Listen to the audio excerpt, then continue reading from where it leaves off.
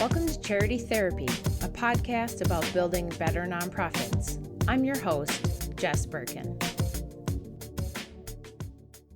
With me today are my illustrious teammates, Megan Heitkamp. Hi. And Jack Pendleton. Hello, an honor to be here. All right, that's awesome. It's an honor to have you. Oh my god. Who are you people, anyway? I'm Jess Birkin. I'm a lawyer. I live in Minneapolis, Minnesota, where I run a law firm called Birkin Law Office. I love nonprofits, and I just wanted to create this podcast because it's, you know, the nonprofit sector is like such an interesting, like juicy place to work, and there's so much stuff that doesn't get talked about, right? Like, I think that we just sweep so much stuff under the carpet because it's bad PR or it doesn't play well with donors. So this podcast is a way to sort of like be a little bit irreverent, talk about difficult issues, point out things that are right or wrong, or like be able to laugh at ourselves and like maybe learn something from it along the way. And with me on the podcast, maybe not every time, but certainly some of the times, will be my team at Birkin Law Office. And we have Jack, who is our third-year law student right now at St. Thomas in Minneapolis. Jack, what's your take on nonprofits so far? I think nonprofits are good.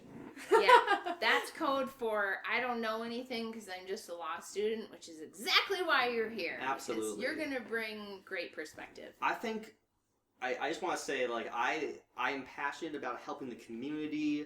I think it's important to give back and realize how privileged we are to live in such a great state, in such a great country, and we have the resources to make people's lives better, so that's why I'm here. Did you use that speech in your Mr. America competition? It was actually for some other kind of Perfect contest. diplomatic answer. Diplomatic answer. Bravo. Very And good. I like long walks on the beach. There you go. Right? The other voice you are hearing is my intrepid wing woman.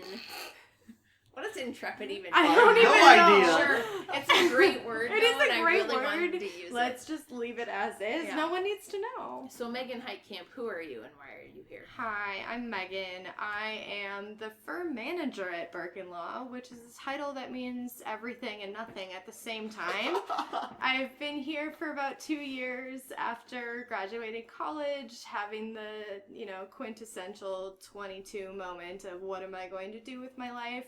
I met Jess Birkin and decided to set up shop with her. So I work with Jess and all of our clients. So not a lawyer, but interested in the nonprofit sector. So we're going to do some nonprofit Q&A. Megan and Jack have done a bunch of research looking for people on the internet with crazy situations, interesting questions, or just general nonprofit shenanigans. So without further ado, I guess let's get down to business and answer some questions. All right, let's begin. All right, I have a situation for you. All right, let's hear it. Here's the question. There's a beautiful church that was going to be demolished. So I, the writer, tried to buy the building, but they wanted to donate it to a nonprofit. The building's owners wanted to donate it to a nonprofit. Because it's a church. Yep, exactly.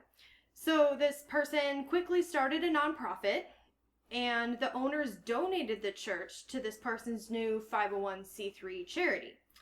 But the writer's plan had been to fix it up and then immediately sell it again. So basically flip the church.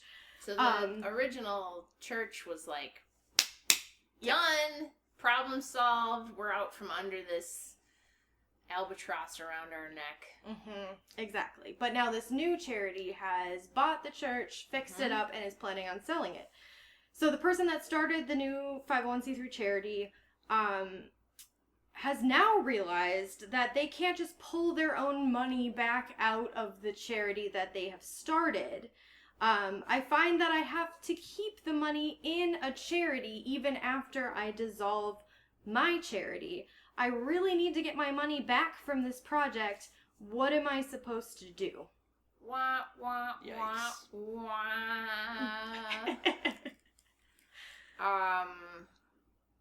If they had a time machine, that would be really good. Yeah. Because then they could go back in time, consult with a lawyer before starting this project, find out that you cannot start a charity and flip the project and take all the money. That's not how it works.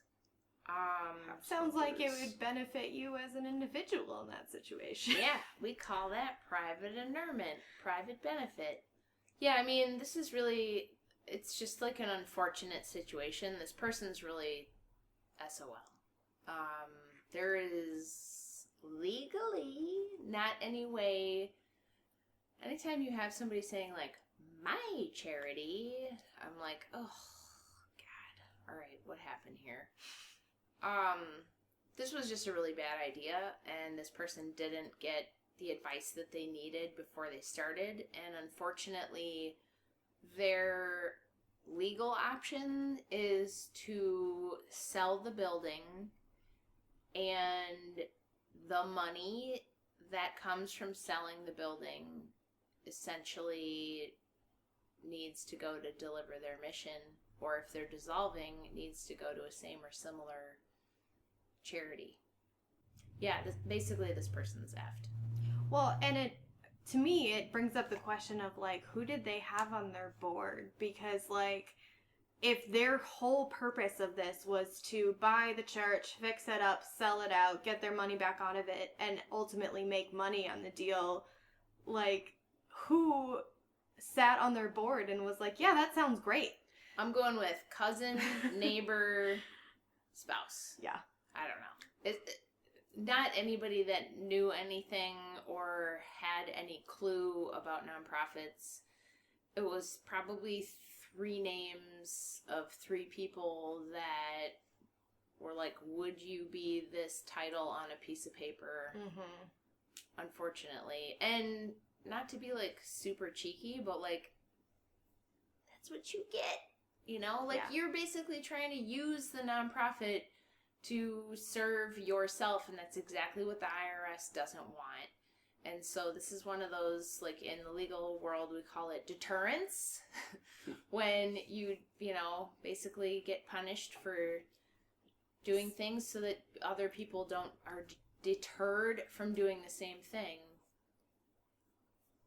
It's, there's no way out of this one, really. Not legally. Yeah, it sounds super, business-minded, but you're just scamming the system at this point. Yeah, very entrepreneurial, but you should have just said, I would like to pay you for this church, and not got caught up in the we're going to donate it. Because basically they were seeing dollar signs. I'm going to get this donated for $0, and then I'm going to flip it for money. Mm-hmm. No, you got it donated to a C3, and it needs to stay a charitable asset now. What are those 2 hot brothers on HGTV that like flip houses? Oh, the Property Brothers! Property Brothers! Yes! What you need is the Property Brothers to come in and do a church reno. Yeah. Get some open light fixtures. Bring some tight pants in there, it'll be great. Alright, what else you got? Cool. This one I like a lot. It's called The Strangest Ways I've Seen Some Nonprofits Manage Their Databases. Okay. This is some guy just kind of venting, I think, more than anything, but I thought it was hilarious. Has to happen. Nonprofit rant. So take to Reddit. He says, it could be a she. Yeah. They, yes, correct. They work for a membership management software nonprofit. And back up. Membership management software. For nonprofits? Yes, or, they produce software to manage their membership. Got it. So he works at a for-profit company that creates software for nonprofits to manage their databases. Is that right? I'm not sure if it was a nonprofit or a for-profit that he is a part of, or she, or they. They. No gendered pronouns. If you don't know, Stick just to say they. you gotta get Yeah. your pronoun They. thing straight. Get your pronoun game on, Jack. I should really get my pronoun game going. Practice. So that's what they do. I'm not sure if they are working for a profit or a nonprofit, but they have seen a lot of interesting and crazy ways people are managing their membership. Here are a few they've come across. Okay, so it's a software vendor that is providing the software to the nonprofit organizations. So they're coming in and seeing the current process and being like, oh my lord. Because And they get a view into how their customers are managing their databases, like doing integrations, helping them solve technical issues, set things up. All right. Okay. Continue. Reddit rant, let's go. There are 3 that they outline, and I want you guys to vote on which one you think is the most egregious. Okay. All right, you get 1 vote. The first one is everything kept in vanilla folders in someone's garage. Wait, what? Pause. He means Manila. That's not. I did not catch that. You're So supposed vanilla. to be the editor for these, Jack. What are you doing? All right. Alright. I thought he was just What- writing the color of the folders. What are these? What are we voting on? These are 3. Yeah, which one do you think is the worst? The worst But way what- to manage Worst way to nonprofit databases. Okay. Yes. All right. So the first one's everything in a manila folder in someone's garage. Is it even a database? No. If it's all in paper folders? No. It can be a database in Old paper school. form. Maybe. That kind takes analog to a new Yeah. extreme, I feel like. Also, what happens when it floods? Like, rough time for everyone. The second one is using the executive director's personal phone contact lists to keep everyone's information. So I'm picturing someone with their iPhone being like, "Oh, there's Jenny's contact. I'm gonna keep all my info right here." Okay. Oh, that's rough. At That's least a it's demo. digital, though. It is digital. And the Probably last, backed up. It's in their iCloud. I mean, It's in their icon. they run out of space in their iCloud and lose everything. And the last one, it says, "I kid you not, one association with a lot of older members was literally putting sticky tabs in the yellow pages besides their members' names." What? Oh, no. What? Oh, my God. Wait. This What puts year is this? lawyers to shame. I'm always talking about lawyers and they're not using technology. When was this This is posted? This was posted within the last 2 years. Oh, my God. What? Okay. Okay, wait, Unanimous, were we- right? It's were the we third s- one. We're supposed to vote on which one is the best, worst? Yeah. Oh, God. Yellow Pages. Yellow Pages. You can- hands down. How do you even get yellow pages anymore? Oh, you could. If you live in like an apartment building, they just show up. I live in an apartment building and one has Someone- never showed up. Someone's throwing them away before That's they get to possible, but wow. you. Yellow Pages. I mean, on one level, At least it's consistent. ingenious because you could recreate your database at See, any given time. That's what I'm thinking. Like, at least this person has someone or something you can, look to. You can page through it. You know where everything is. Whereas with the like iPhone personal contacts, you don't know which person's actually you're working with. You have to like go through one by one to see all your contacts. That sounds way worse Here's than the having problem yellow with pages. the sticky flags, though. Is like, do you actually have a master list somewhere? Yeah, because 'cause otherwise, once you lose that phone book, you're done. But like, Also, we struggle all the time with the stupid sticky flags not sticking well enough. Oh, so what fair happens point. when everything falls out of the phone book or gets restuck to the wrong That's a page? good point. That's a good And point. suddenly you're thanking this donor for this large donation and they're like, I've never even heard of your nonprofit. phone book. Okay, I mean, all right. In all seriousness, though, I am with a straight face saying the phone book is better than the executive director's contact list because if the executive director leaves, you're done. Yeah. They take everything all with over. them. Yeah. If you have a falling out, you fire them, That's whatever. right. It's in their personal device, unless the company, the organization's paying for it. But still, it's just like, I don't like that. Mm-mm.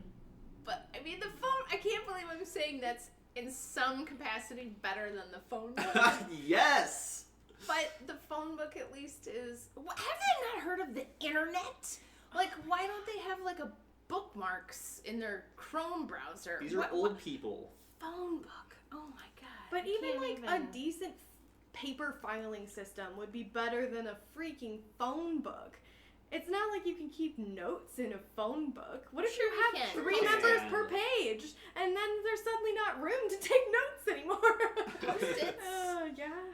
Post-it notes, man. I For mean, like three words on a post-it note. keeping 3M in business. That hurts Yeah. my order It- Muppet soul. I can't do it. I need Yeah. some level of organization. I can't.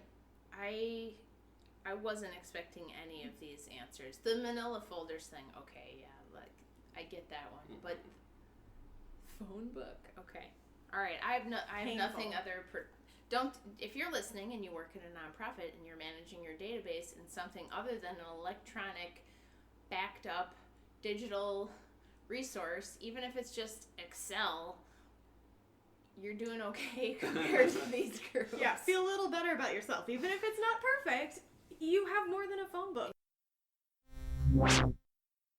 Okay, next one. All right.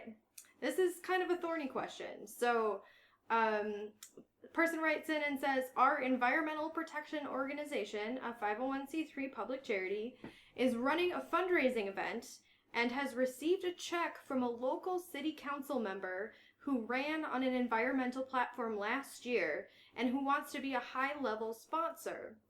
The council member is interested in what we do and wants recognition for helping us protect the air and water for our community. Can we accept that payment? Short answer is yes. It's not political activity. They're not. So the rules for nonprofits are that you can't participate in political activity, which is basically coming out in support of a candidate, furthering their election activities. But this is not that, right? This is a private citizen. Yes, they're on the city council, but they're not running for office right now. And obviously they actually care about environmental issues and they want to donate to organizations that they believe in, so there's no prohibition on that, and there's no problem with accepting that donation. I get the concern because it's like, oh, you're like going to be an elite silver sponsor, so your name is going to go in the brochure, and then therefore does that look like we're endorsing this candidate? But it's pretty clear that this is a fundraiser. This person donated to you at a certain level, and it's not on the night of or in the midst of an election or having anything to do with an election. So the fact that this person, when they're up for re-election in a couple of years, probably will point to this as a like, hey, I'm supporting of these platform issues, maybe not to the nonprofit itself, but to, hey, I have, these environmental issues matter to me. They don't have to worry about that. Nope. Cool. Not really. I mean, the world would grind to a halt if we couldn't be people that cared about stuff, right? So I get the concern, but it's like, just take their money. They're giving you money. This is great. This time it's fine. That is quite enough, thanks. All right, folks, that's our show. Be sure to follow me on Instagram or Twitter at Jess Birkin.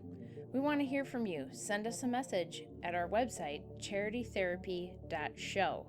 And don't forget to subscribe to our newsletter at birkinlaw.com/signup. Charity Therapy is a production of Birkin Law Office, PLLC. Our theme song is by Whalehawk. And remember, folks, this podcast is produced for your entertainment and is not a substitute for actual legal advice.